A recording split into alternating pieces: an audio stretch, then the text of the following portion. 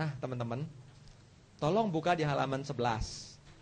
Pikiran ada 11, teman-teman. Ada 121. Seperti digambar seperti ini ya. Di halaman 11 saya mulai mau mengupas yang ini, teman-teman. Tentang proses pikiran. Itu kita mau coba membiasakan ini ya. Nah.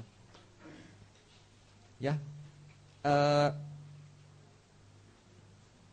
Kalau kita belajar Abhidhamma, yang mutlak mesti kita kuasai adalah dalam rangkaian proses. Di sini, teman-teman. Karena kalau kita memahami proses pikiran ini, yang jumlahnya 17 normal di dalam proses indera, ya. Kalau lewat indera batin ini lebih sedikit, ininya 1, yang ini kan ada 5 ya. Tetapi kalau kita bisa memahami rangkaian proses pikiran inilah, hanya dengan inilah baru kita tahu siapa diri kita. Tolong diamati ya. Halaman 11 nanti kita akan ulang bahasa palinya. Tapi teman-teman, di sini teman-teman, kita marah, kita serakah, itu adalah action, jawana, karma. Betul? Kalau kita marah, karma ya. Kalau berbuat baik, karma tidak? Karma. Kita tidak mungkin bisa melakukan marah, serakah, berbuat baik di sini tanpa adanya yang ini, teman-teman. Ini adalah karma. Dan kalau kama pasti ada akarnya, yaitu apa? Akarnya loba, itu saka. Akarnya apa? Dosa, itu marah. Loba pasti 2 akar, dengan di backup oleh moha bisa loba. Dosa 2 akar juga. Dia kalau dosa atau marah, dia pasti di backup oleh moha. Kalau moha sudah hilang, tidak mungkin bisa muncul loba dan dosa. Jadi loba dan dosa 2 akar. Tetapi untuk orang bisa marah, bisa berakar, loba atau dosa bisa marah, dia pasti melalui ini. Karena sesuatu pasti ada kondisinya. Marah ada kondisinya. Misalnya apa? Ini. Liwat ke seberang, ada orang nyerempet kita. Ini orang punya mata apa enggak? Meleng ya. Kita keserempet, sakit. Di sini tubuh kita mengalami apa? Sakit. Inilah disebut wipaka. Wipaka, buah. Ini menjadi kondisi. Berikutnya lagi adalah buah juga yang berikutnya, yaitu kesadaran menerima daripada sentuhan yang tadi sakit. Lalu ada lagi wipaka juga, yaitu memeriksa objek yang diterima. Ini adalah wipaka. Jadi setelah keserempet orang, ada wipaka, ya. Ini menjadi kondisi bagi munculnya kemarahan kita. Tetapi teman-teman, keserempet ini atau hasil ini, dia mewujudkan dirinya berbuah, tidak mungkin bisa diterima kalau tidak ada kiriya cita yang ini dan yang ini, teman-teman. Yang ini adalah mengarahkan. Kesadaran mengarahkan kepada tubuh, sehingga tubuh ini bisa merasakan sakit. Jadi bedanya kita, teman-teman, sama mayat di sini. Kalau kita ambil dari STM mayat, ya, kita pukulin, pok. Dia bisa marah tidak? Karena dia tidak bisa mengarahkan, tidak ada batinnya. Ini mengarahkan seperti ini. Teman-teman misalkan melihat, sebetulnya kita nggak langsung melihat. Kita mengarahkan dulu seperti antena parabola. Itu dia kalau misalkan mau ke CNI kemari, ke apa di sini ya kan ya? Betul kan? Atau radio diputar sonora, kemari menjadi remako. Ramako. Apalagi itu kan ya? Atau teman-teman masuk ke ruangan yang gelap. Begitu masuk, mau cari bangkunya di mana? Karena kurang begitu jelas kan kita begini kan? Itu dia. Mengarahkan lalu terjadi kesadaran melihat, betul tidak? Sesungguhnya ada kesadaran tapi sangat singkat. Ini mengarahkan. Mengarahkan sehingga kita bisa menerima konteks daripada sentuhan diserempet orang. Baru kemudian kesadaran ini menerima. Waktu merasakan ini dia belum tahu itu apa. Diterima, diperiksa. Di sini teman-teman fungsi berikutnya, kiriya cita berikutnya. Di sini wotapana. Fungsinya adalah mengenal ini baik atau buruk.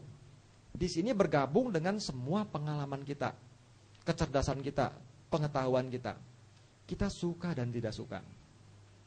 Di sini dikenalin, wah ini tidak nyaman kan? Maka kemudian kita marah. Jadi ini adalah hasilnya dari perbuatan yang lalu kita, sehingga kita cenderung memiliki buah yang tidak menyenangkan. Dan untuk bisa menerima buah ini harus ada unsur batin, yaitu mengarahkan, sehingga bisa merespon ini. Kemudian ini sebagai determining, ini menyenangkan atau tidak, cocok atau tidak. Kalau cocok kita serakah, kalau nggak cocok kita biasanya marah. Hidup kita tuh biasanya tergantung sama dua ini. Kita cari hal yang menyenangkan, betul Kak? Kalau tercapai biasanya kita lupa diri, kita melekat. Melekat ini, loba ini sebenarnya dasar yang kuat untuk menjadi kondisi munculnya dosa. Kalau tercapai kita suka, kalau tidak tercapai atau ada orang yang menghalangi apa yang kita inginkan, apa yang terjadi? Dosa, marah. Ini teman-teman, bolak-balik kita selalu hanya menjadi permainan ini. Sangat jarang pikiran kita muncul ke pikiran baik. Pikiran baik nanti di sini. Nah, nanti kita sampai ke pikiran baik. Sekarang masih pemulaan ya. Jadi pikiran nanti ada 121, yang ini pikiran buruk nih teman-teman. Ada 12 pikiran buruk. Yaitu loba ada 8, kalau marah itu ya ada 2, kalau moha ada 2. Ini pikiran buruk, ada lagi pikiran baik, ini 8. Ada pikiran baik yang berikutnya. Ya, ada pikiran baik berikutnya. Tapi teman-teman nanti kita akan kupas di sini dulu. Pikiran buruk, pikiran baik. Tapi sebelum terjadinya pikiran buruk dan pikiran baik, dia melewati yang ini. Yaitu pikiran yang tidak berakar. Kalau marah itu akar dosa dengan moha. Berakar, tapi sebelum berakar yang ini dulu, yaitu kesadaran belum berakar. Belum berakar terbagi dari 3 grup. Grup pertama adalah hasil yang buruk. Grup kedua, hasil yang baik.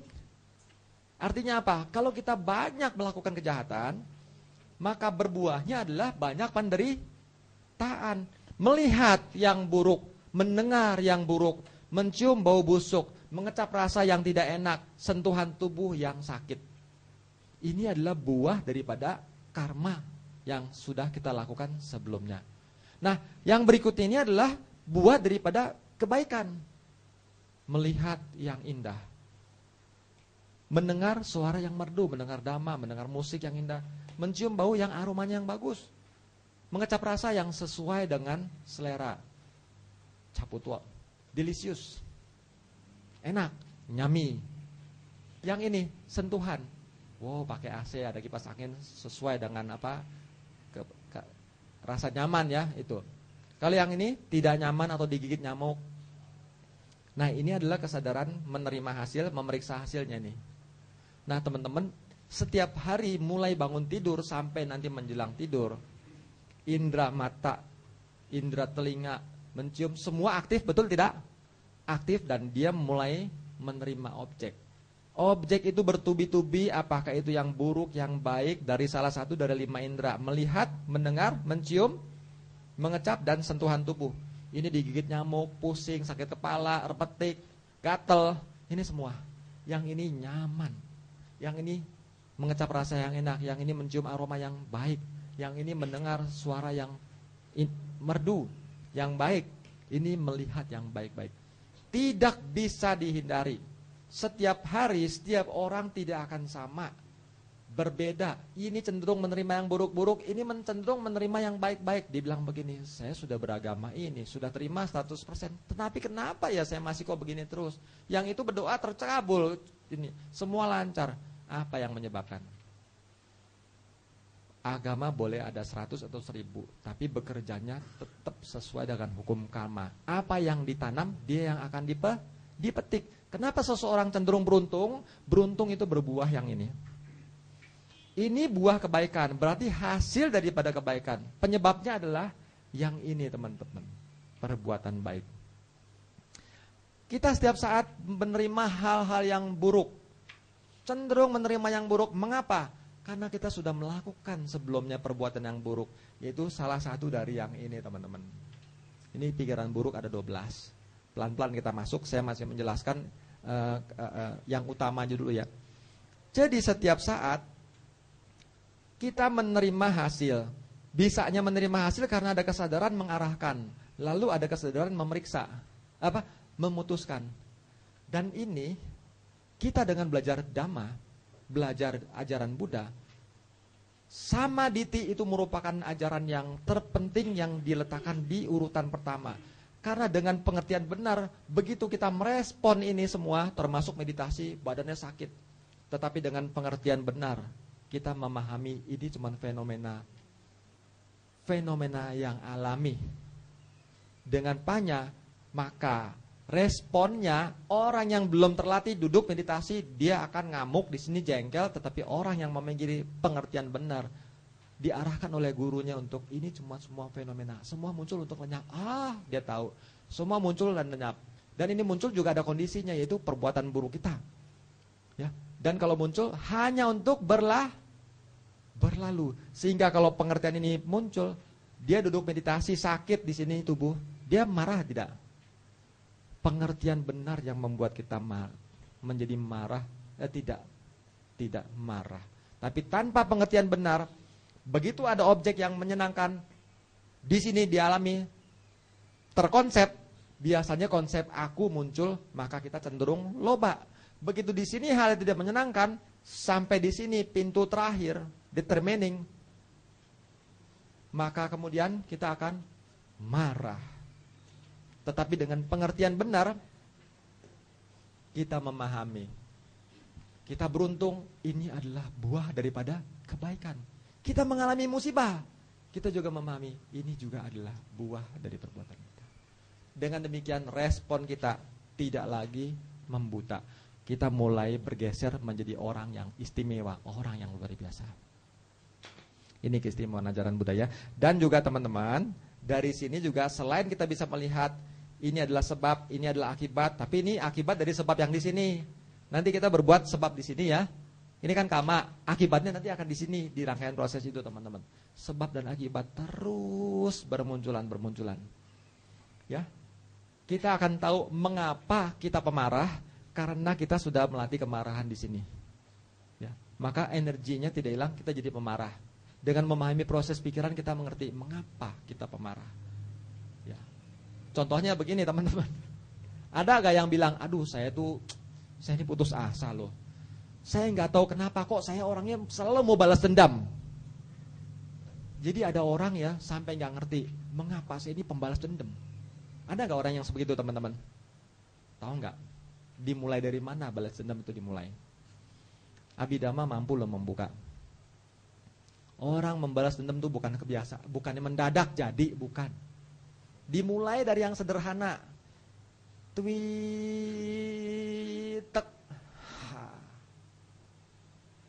Begitu nempel, cekit kan. Nyebrang. Langsung gak? Pak. Sering terjadi tidak? Lihat.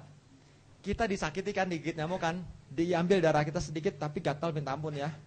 Kita lalu jengkel. Jengkel kan? Jengkel tuh marah ya. Setelah marah apa yang terjadi? Membalas dendam kan? Ya, dengan cetana ya kita gerak sampai tercapai kan. Loh, mati kau. Satu perbuatan. Lihat teman-teman bagaimana kita jadi orang balas dendam. Satu kejadian tidak menyenangkan kita sikat dia, puas kita. Kedua kali, begitu juga, ketiga kali terbisa. Suatu saat orang ini tidak lagi sadar mengapa ada kejadian yang membuat dia jengkel, disikatnya dia. Karena dia sudah berlatih lewat yang sederhana nyamuk. Jadi melatih kehidupan supaya lebih baik sebetulnya harus dibikin sederhana. Dimulai dari satu tangan, yaitu 5 sila. Kalau 5 sila masih terlalu susah, 1 jari saja. Panatipata, tidak membunuh. Karena begitu membunuh, kita udah belajar untuk balas dan suatu saat kita nggak tahu mengapa kita tuh pendendam. Kita katanya pendendam karena apa? Turunan kali ya kita ya katanya. Setuju nggak kita pendendam karena turunan? Masa mama kita, papa kita nurunin begini ke kita? Sifat kita pendendam itu tidak lain karena kita yang membuat. Kita yang mengkondisikan. Kita lah the creatornya. Nah ini teman-teman. Jadi dengan kita belajar dhamma, nanti kita akan tahu mengapa kita cenderung begini dan begitu, teman-teman. Ada latihannya.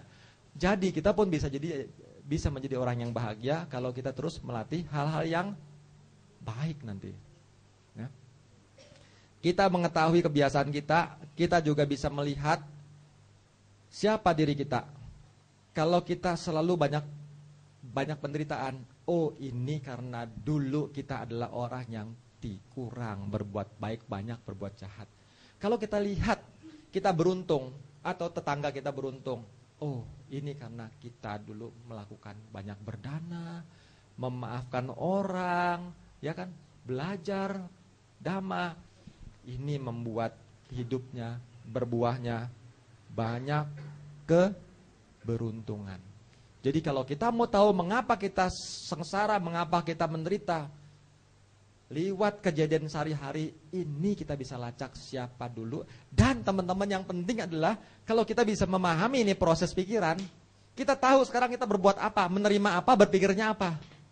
Kita tahu ke depan kita akan jadi apa, teman-teman. Kita nanti menjadi orang yang bahagia atau menderita, kita tahu dengan apa? Dengan 3S. Sylvie bilang 3S. Sadar sati setiap saat. Menyadari proses pikiran setiap saat. Kalau kita tahu pikiran kita banyak baiknya, maka kita tahu tidak ke depan kita bagaimana? Cemerlang. Tapi kalau kita tahu ini pikiran kita banyak buruknya, kita tahu teman-teman, di masa depan penderitaan itu akan ditanggungnya. Betul begitu ya? Nah, dan lagi ini satu hal lagi di dalam proses pikiran, sebelum sebentar lagi saya masuk betul-betul ke inti pelajaran ya. Kita bisa melihat. Dari sini kita akan bisa melihat bagaimana wujud materi kita. Kenapa teman-teman? Proses pikiran ini namanya kesadaran pikiran. Tapi kesadaran itu atau pikiran tidak mungkin bisa ada tanpa ada landasan. Kesadaran melihat perlu ini sebagai landasan. Kesadaran mendengar perlu indera peka, sensitif menerima suara ya sebagai landasan.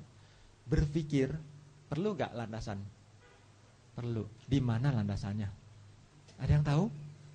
Landasan tempat munculnya batin adanya di sini.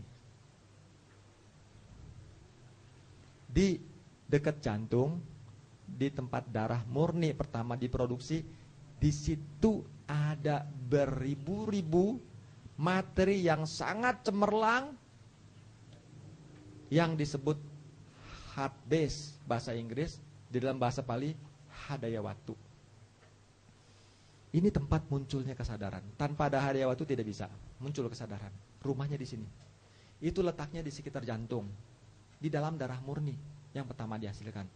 Oh jangan takut. Kalau jantungnya angkat, jangan takut. Kalau darahnya dikompa, apa namanya tuh? Dicuci darah. Bisa pindah kan? Nanti bagaimana? Hilang dong landasannya. Teman-teman, tidak seperti itu. Kenapa? Karena teman-teman, kita bicara tentang ultimate truth of mentality and ultimate truth of materiality. Kesunyatan tertinggi daripada mental dan kesunyatan tertinggi dari materi. Di mana kesunyatan tertinggi dari mental tidak lain adalah cita dan cetasika dan rupa. Di mana cita muncul hanya seperti ini, muncul sangat cepat. Di mana setiap ada cita, ada cetasika yang ada bekerja melakukan fungsinya. Mungkin sore ini kita masuk ya ke cetasika ya. Nah, teman-teman, selain cita dan cetasika, ada lagi kesunyatan yang ketiga, yaitu adalah rupa. Rupa itu materi. Materi minimal daripada materi memiliki 4 dasar unsur, yaitu patawi apo, tejo wayo. Unsur padat, unsur cair, unsur temperatur, dan unsur gerak, angin. 4 ini. Dan ini adalah unsur dasarnya teman-teman. Dan di mana ada kesadaran, di situ pasti ada materi yang menjadi landasannya. Dengan kata lain, kita juga tahu materi kita. Kamu pernah gak melihat sesuatu? Melihat setiap saat kan? Bisa gak melihat tanpa mata? Gak mungkin. Bisa gak merasakan dingin panas tanpa tubuh? Kesadaran perlu alat, yaitu tubuh. Ya. Dan juga pikiran untuk merespon, dia perlu landasan. Tadi mata melihat mata, mendengar telinga, sentuhan tubuh dia perlu tubuh, tapi kalau pikiran dia bekerja, dia perlu yang disebut heart base. Dan heart base ini jangan dipikir kalau dicuci darahnya itu bisa lari dia. Saya tidak menyangkal bahwa heart base itu bisa lari ke bawah. Saya tidak menyangkal. Tetapi itu cuman ampasnya teman-teman. Karena cita muncul sangat cepat, ini sangat cepat sekali. Kecepatannya seperti ini teman-teman. 1/10 pangkat, ada yang bilang 27, tapi di buku Dr. Mon itu cuma 12. Lampu neon ini dalam 1 detik nyala mati berapa kali? Ini kan 60 Hz kan? Berarti gelombangnya naik turun 60 kali kan? Sebetulnya nyala lampu tuh cuma 1/60 alias 1/10 pangkat 2 masih gak nyampe. Kalau 100 kan 10 pangkat 2. Ini 60 masih lebih kecil. Kecepatan ini aja kita nggak bisa lihat teman-teman. Itu baru pangkat 2. Tapi pikiran itu pangkat 12. Jadi ini muncul lenyap cepatnya itu 1/10 pangkat 12. Batin. Secepat itu. Yang saya mau jelaskan sekarang ini adalah rupa atau materi. Kecepatannya seberapa? Dia lebih lambat sedikit. Satu rupa muncul lenyap itu 17 kana. 17 kana. Jadi materi muncul plus sudah tidak ada materi yang sama. Ini sudah dibuktikan oleh sains. Jadi ilmuwan melihat, wah ternyata kita menganggap ada tulang, ada kacamata, ada apa. Kita menganggap kekal. Ternyata ilmuwan melihat tidak ada kekalan massa loh. Yang ada cuma aliran daripada proton dan neutron mereka katakan. Betul nggak seperti itu? Yang udah belajar ilmu pengetahuan. Betul? Tidak ada kepadatan. Yang ada cuma aliran dari proton, neutron yang terus loncat-loncat dia. Berputar terus. Cuma saking cepatnya kita menganggap ada sesuatu yang padat. Padahal mereka katakan tidak ada kepadatan. Nah teman-teman, dari teori ini teman-teman, Sang Buddha menjelaskan lebih detail lagi. Dan ini bisa dilihat oleh meditator loh. Bagaimana muncul lenyapnya. Setiap kalapa yang muncul dia lenyap bisa dilihat dengan terang. Seperti kita nonton film Blu-ray. Jelas sekali. Bukannya lagi VCD, bukannya DVD. Blu-ray katanya lebih jelas. Ini lebih jelas dengan mata telanjang. Telanjang? Bukan. Dengan mata samadhi. Bukan mata ini. Jadi mata tertutup kita bisa melihat dengan terang. Itu prosesnya nanti saya jelasin ya. Bagaimana itu orang-orang tuh mereka mampu melihat itu dengan jelas sekali. Di sini juga ada tuh siapa Pak Saman ada di sana mampu loh melihatnya. Nah ini teman-teman ya. Kalau orang bermeditasi karena pikirannya jernih, dia akan mampu menembus ini, mengalami nama dan rupa. Tapi nanti yang kita bicara adalah melihat setiap mental muncul terurainya, komponennya setiap cita ini apa, jenisnya, lalu isinya ada berapa mental faktor, itu berapa bisa kelihatan. Lalu materi yang muncul juga tampak, bagaimana muncul lenyap. Dan ini sangat cepat sekali, dan ini juga bisa dilihat ada perbedaan daripada materi. Jadi begini, teman-teman melihat gak saya berjalan? Kelihatan ya? Ini adalah materi. Saya bersiul. Jadi saya bersiul bicara itu adalah materi yang dihasilkan oleh pikiran loh teman-teman. Ya. Bisa nangkap ya? Ntar ada lagi materi yang disebabkan oleh kama. Nah kalau yang dari pikiran, kelihatan Bu. Suatu gerakan ini adalah ini gerakan ini adalah materi dihasilkan oleh pikiran. Jadi kalau teman-teman ngelihat orang bertanding bola nih, bertanding bulu tangkis, ingat gak yang seumur dengan saya ini pernah menonton Rudy Hartono? Itu master dunia yang luar biasa. Belum ada orang yang sehebat dia loh. Dia dikalahkan selalu 1-14 oleh lawan-lawannya. Betul gak seperti itu? Naik jadi 14-1 berubah 1-14. Lalu 2-14, 14-12. Yang nonton sudah begini, udah tegang, keringetan kita. Pindah lagi sampai 13, 14, 14, 13. Kita sudah tegang. 14, kita nggak tahan, kita loncat. Begitu kan ya. Lalu 14, pindah lagi, dia 15. Kita langsung deg-degan gitu kan ya. Kita nonton sudah kaku semua, kejang-kejang pikiran kita. Kalau Rudy tenang-tenang di sana. Rudy kan gayanya khas ya. Bola dipegang begini. Lama loh saya nonton aja gak sabar loh. Tapi itu adalah triknya Rudy yang luar biasa. Pelan. Jadi si musuh udah. Akhirnya pikirannya emosi kan rusak. Itulah teman-teman. Kalau pikiran rusak, pikiran jadi pikiran buruk, bukan pikiran baik. Ini saya mau jelaskan. Rudi pikirannya terjaga, pikirannya bersih, jernih. Maka kalau jernih, semua gerakannya sesuai dengan apa yang sudah dilatih, bisa muncul semua sesuai dengan keinginannya. Tapi kalau orang itu udah grogi, udah pikiran buruk, rupa atau materi yang dihasilkan tidak mungkin sama dengan apa yang dialamin. Jadi bisa kekencengan, bisa kekurangan, ngaco. Mirip waktu saya nonton sepak bola, komentatornya bilang, wah, jadi bola ini udah diuber-uber, tuh tatonya udah ke depan. Wah, strikernya yang tukang begininya sudah ke depan. Gawang itu di depan udah dekat dikit lagi. Kipernya panik, diserobot itu ke depan kan. Udah dikit. Jadi ini gawang. Saya jarang main bola, nggak bisa gambar nih. Gawang ya. Nah, ini bola nih teman-teman. Ini penendangnya, ini orang-orang sudah di belakang. Kiper kan bingung kan ya. Dia kemari teman-teman. Nah ini tinggal nendang. Nendangnya bagaimana teman-teman? Harusnya kan begini kan ya. Betul gak? Apa namanya? Volley ya? Ya, tendangan volley. Tapi ini kan udah semua udah di belakang. Tinggal satu langkah sederhana. Kesempatan ini sudah terbuka lebar sekali tidak? Lebar. Penendang bola ini katanya berdarah dingin. Mungkin maksudnya kepalanya dingin, bukan darah dingin dong ya. Berdarah dingin orang kejam. Ini katanya penendangnya adalah berkepala dingin. Tapi apa yang terjadi begitu ditendang? Ditendangnya ternyata dia begini teman-teman. Wah, di sini aja kecewa, apalagi yang di sana. Ya. Kenapa? Karena dia sebetulnya tuh ahli. Kalau udah ahli, dia nendang bola tuh udah ribuan. Kayak seperti Tiger Woods itu udah ribuan kali setiap hari. Kalau pikirannya jernih, dia mampu loh mengeluarkan semua skill yang dipahaminya. Ntar sore saya akan masuk ke tentang skillful. Ada cetasika yang gunanya itu adalah mampu mengeluarkan keahlian kita. Tapi kalau pikiran buruk itu tidak bisa keluar. Jadi di sini dia punya keahlian, cuma pikirannya sudah, karena sudah persentasinya begitu tipis ya, untuk gagal dia terlalu bernafsu ya. Loba tidak? Loba. Begitu loba maka mentalnya buruk. Begitu buruk, rupa yang dihasilkan yaitu gerakan tidak lagi sempurna. Kelebihan, gagal, kecewa dia. Tapi Rudi Hartono terbaliknya teman-teman. Kalah sudah terlalu parah dia. Dia melawan Prakas Padukon ya begitu, melawan Seven Pri ya begitu juga. Ya teman-teman ya, selalu 1-14, tapi dia bisa balik 14 sama, akhirnya dia yang menang. Itu dunia tuh benar-benar kagum luar biasa. Orang lain tuh bukan berarti kalah pintar sama Rudi, cuman kalah di mananya? Mentalnya kalah.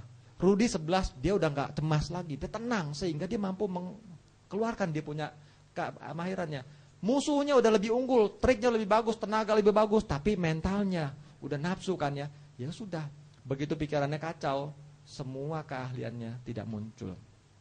Mirip teman-teman lagi emosi. Lagi emosi coba hitung pembukuan, hasilnya bagaimana teman-teman? Kacau ya. Tapi kalau misalkan lagi tenang, ngitung-ngitung jadi gak? Jadi loh. Kalau ngitang duit lagi kesel, udah dihitung ulang lagi. Ya betul ya. Kenapa? Pikiran lagi buruk, tidak memiliki keahlian. Tapi ntar sore kita akan sampai ya cetasika.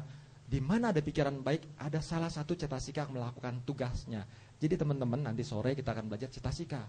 Itu sebabnya kita menarik sekali. Kita akan kenal cita, kita juga akan kenal cetasika. Bagaimana dia mewujudkan diri sehingga kita bisa seperti ini.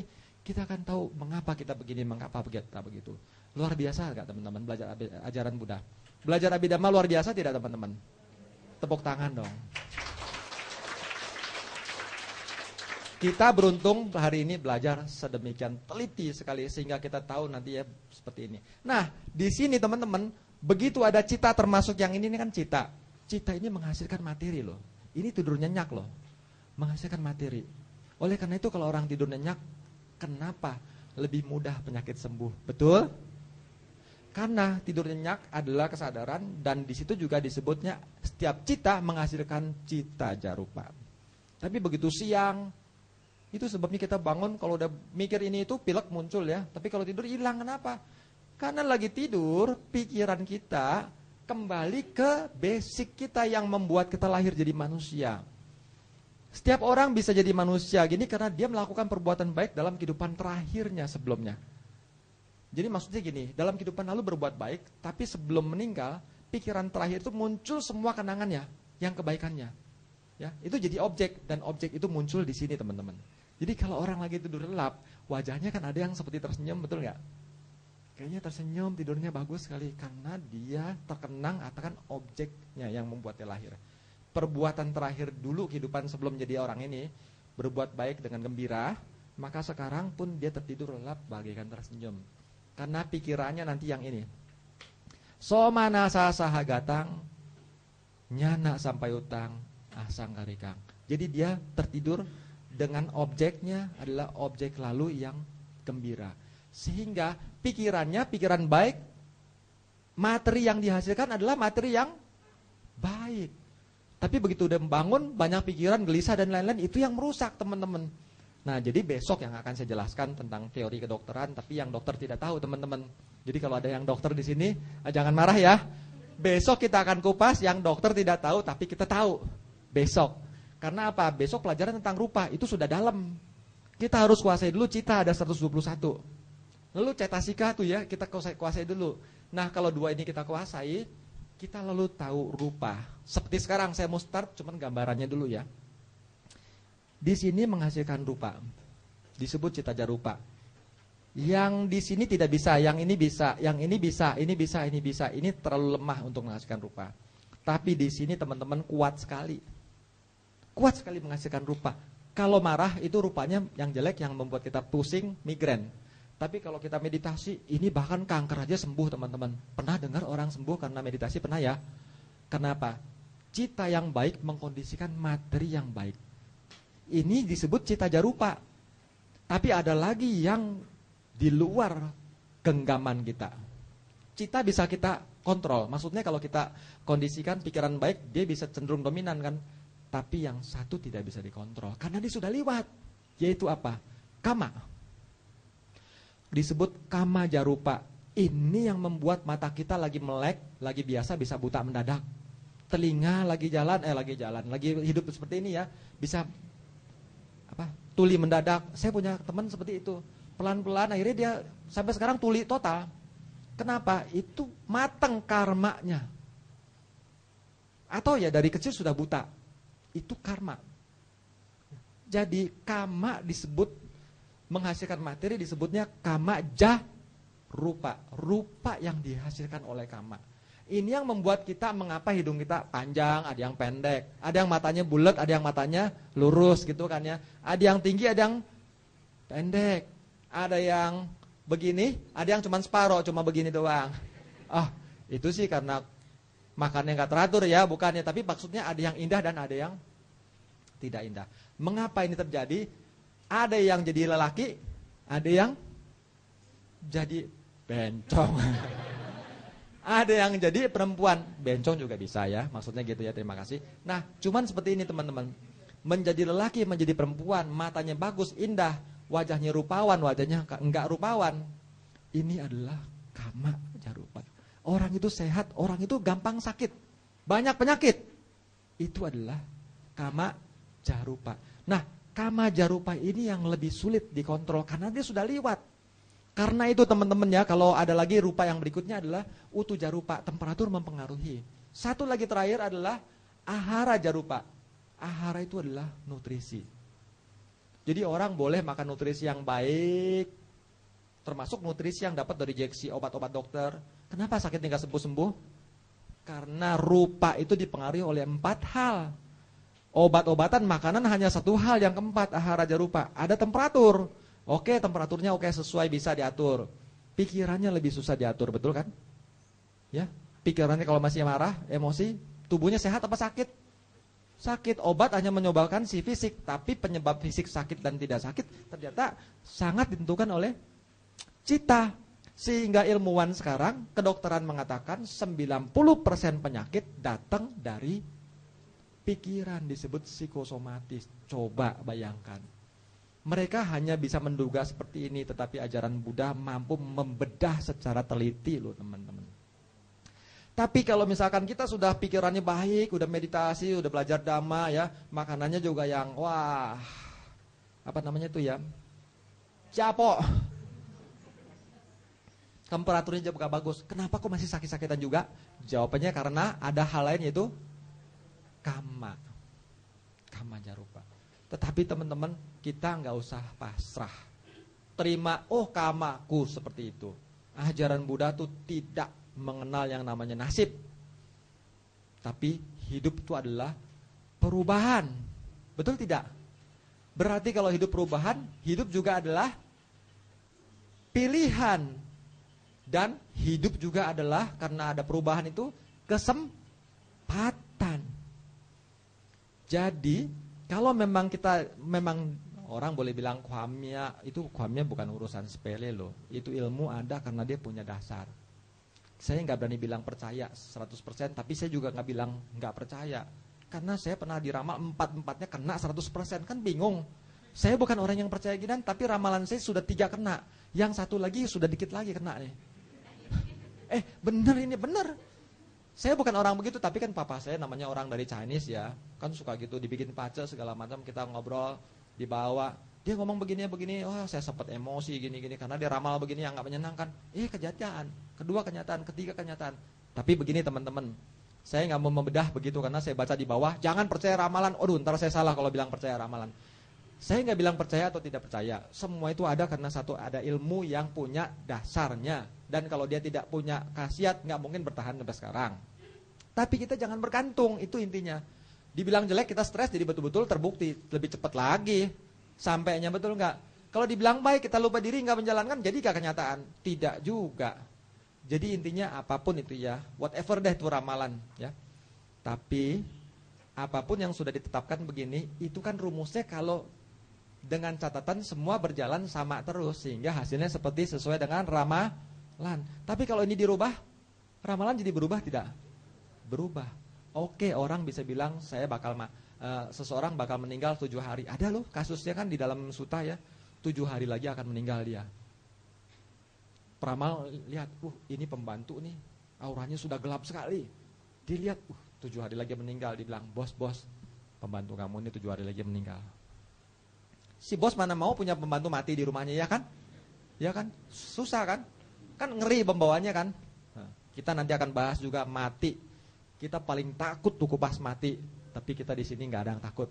Ntar kita kupas, menarik ya.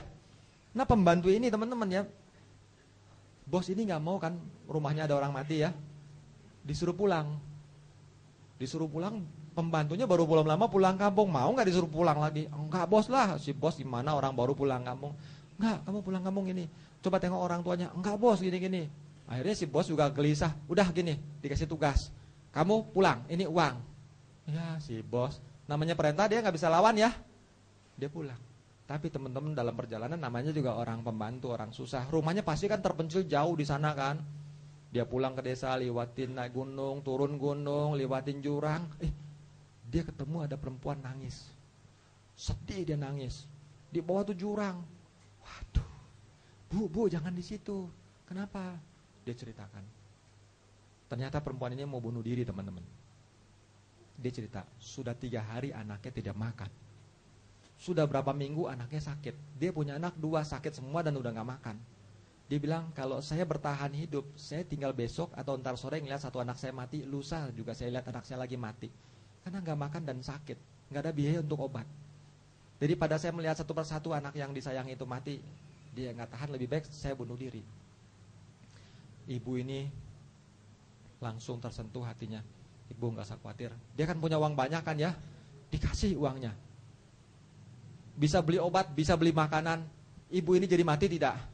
Tidak jadi mati. Udahan 10 hari pembantunya datang dengan segar bugar ke kantornya. Bos, halo bos gitu ya. Hah? Lalu dia tanya, wah saya dibohongin sama peramal kan ya. Dia bertanya kepada yang lebih jago lagi, mungkin dalam hal ini Buddha atau bagaimana ya. Saya lupa ceritanya, tapi yang saya tangkap inti ceritanya, bukannya peramal itu salah. Dia melihat sesuatu yang nyata. Hanya wanita ini ternyata telah melakukan perbuatan besar sekali yang merubah takdirnya. Dia ternyata menyelamatkan 3 nyawa sekaligus. Sekali menyelam minum air ya. Sekali tepak 3 nyawa. 3 nyawa diselamatkan. Ini loh yang membuat kehidupannya tuh bersambung. Jadi yang disebut takdir itu teman-teman, yang nasib kita tuh tidak mengenal seperti itu. Yang ada adalah perubahan dan kondisi mengkondisikan. Kalau dikondisikan segini akan bagaimana lagi? Seperti itu teman-teman. Jadi nanti juga dengan kita belajar ini teman-teman, belajar dhamma khususnya ya, kita berani untuk hidup. Bahkan kalau kita susah, kita miskin, kita bokang tau, bikin jadi lebih kang tau. Caranya gimana? Ada caranya. Dan kalau kita terapkan, sebetulnya kita bisa jadi orang kaya. Karena teman-teman, menurut pendapat saya nih, di seluruh dunia agama boleh begitu banyak, tapi nomor 1 orang yang paling kaya sedunia seharusnya muncul dari ajaran Buddha, murid Buddha. Karena murid Buddha selain disuruh menjalankan, dianjurkan menjalankan 5 sila, dasarnya apa? Berdana. Ya, ini kenyataan loh. Oke, agama lain juga ada yang kaya-kaya, tapi lihat gak? Umat Buddha juga luar biasa kayanya. Kerasa loh. Kalau saya lihat di Dai TV aja saya berasa sekali tuh. Umat Buddha di seluruh dunia tuh bisa berkumpul ya, bisa menolong begitu banyak. Di mana ada agama lain yang bisa menolong sehebat dan sebesar ini. Dan ini adalah umat Buddha, betul tidak gitu? Kenapa? Karena umat Buddha dasarnya adalah suka lalu menjalankan 5 sila. Dimanapun dan siapapun dia lahir menjadi agama apapun, dulunya kalau dia pernah beragama Buddha, menjalankan prinsip ini, dia cenderung sekarang kaya raya walaupun dia sekarang agamanya A, B, C, D, E, terserah, whatever deh. Tapi seseorang yang pernah bersentuhan dengan dhamma, sesungguhnya dia yang duluan nomor 1 untuk jadi kaya. Dan untuk jadi kaya atau miskin bukan kemauan kita sesungguhnya. Saya mau kaya, ya nggak bisa. Kenapa? Karena kita memetik karma buruk kehidupan lalu, jadi orang miskin. Saya nggak mau kaya, nggak bisa juga lahir, ujuk-ujuk lahir tuh ya. Ya, contohnya anak saya aja begitu mau lahir anak saya. Bukan, anak saya mau dilahirkan, ya. Kamarnya udah saya pasang AC, udah kasih bantal, udah kasih mainan yang puter-puter, belum muncul aja dibeliin macam-macam, betul nggak? Kerennya udah diganti yang ada gambarnya yang menarik. Jadi anak itu begitu lahir aja sudah ada kenyamanan, betul nggak?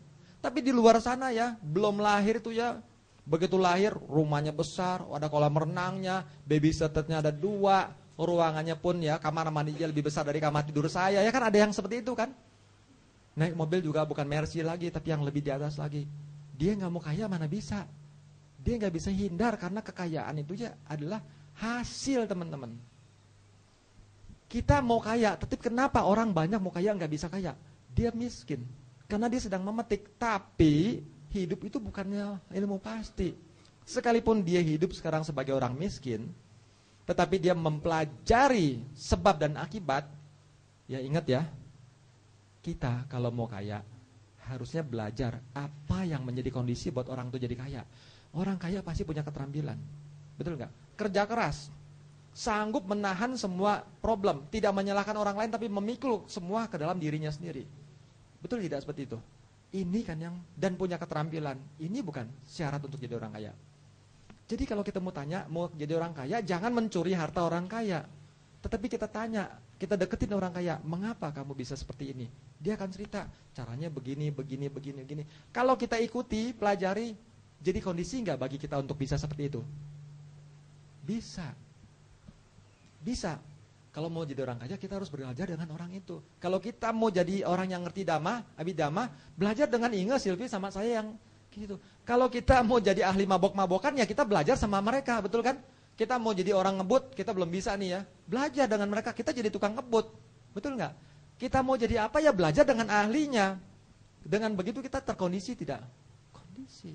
Nah kalau kita mau jadi orang yang bahagia, mau jadi orang sukses, sekalipun kita belum sukses, belajarlah kepada yang sudah sukses. Karena dia tahu caranya. Lalu kita ikuti. Begitu kita ikuti, kita praktekkan, inilah yang menjadi kondisi bagi buahnya nanti, yaitu kesuksesan atau kekayaan. Karena sukses atau kaya merupakan hasil. Dan hasil itu perlu sebab atau cause gitu ya. Nah, sore akan saya bahas lebih ini, mudah-mudahan lebih menarik lagi. Tapi kalau saya terus cerita begini, saya belum masuk ke pelajaran loh. Ya udah jam berapa nih? Nah, kita belum masuk ke pelajaran. Pelajarannya tuh ada cita, sika, rupa. Ini sebetulnya pelajaran setahun teman-teman. Tapi kita kompres ya, mirip MP3 atau MP4 gitu ya. Dibikin cuma jadi 2 hari. Orang sampai gak percaya, dia bilang gak mungkin. nggak mungkin. Tapi saya sudah buktikan ya, dimulai dari dikurangi menjadi 3 hari, saya kurangin lagi jadi 2 hari, ternyata masih bisa kena. Mengapa saya program seperti ini teman-teman? Karena memang ya zaman sekarang tuh sudah susah sekali. Kalau kita ngadakan kursus tuh 6 kali berturut-turut setiap minggu, pasti ada minggu-minggu dia ada kejadian ini, kejadian itu, ada keperluan ini, keperluan itu. Sulit sekali. Jadi kita akhirnya kita kompres lagi cuman menjadi 2 hari. Yang tidak mungkin sekarang sudah mungkin, tetapi memang materi itu sangat padat, lebih diintikan kepada pengalaman kehidupan yang sentuh tentang bagaimana kehidupan sehari-hari. Materi itu tentu nggak bisa langsung bisa. Teman-teman juga harus paham ya.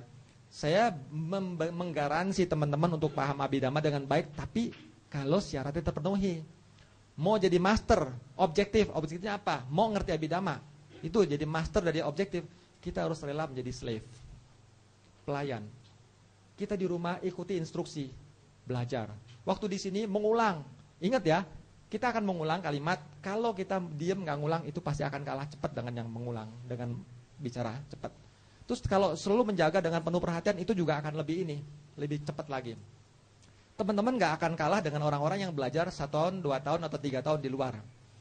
Kenapa? Saya sudah buktikan, saya belajar 4 tahun kuliah di Nalanda, 4 tahun loh di kampus. Tapi kan setiap minggu ada cuma 2 kali belajar abidama, betul nggak?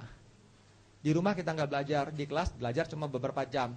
Pulang kita diam lagi, nggak ngulang. Datang lagi, gitu lagi. Walaupun 4 tahun mutunya nggak baik. Dan di rumah nggak mengulang. Tapi teman-teman di sini adalah inti kita salah satunya adalah mengulang. Ini akan diulang mungkin 5, 10, 20, 30 kali sampai besok. Dengan pengulangan itu artinya teman-teman nggak kalah dengan orang yang belajar 4 tahun. Proses belajarnya cuman dipadatkan. Nah supaya tidak stres belajar terus nanti ada isi seperti ini. Membuka dengan cerita, contoh-contoh. Terus saya juga kadang-kadang ya sering minta untuk tepuk tangan. Tepuk tangan tuh bukan untuk apa-apa, bukan. Tepuk tangan dengan gembira itu hanya untuk menjaga itu kestabilan pikiran. Kalau kita pikiran gembira, semangat, itu adalah pikiran yang terbaik untuk siap maju lagi.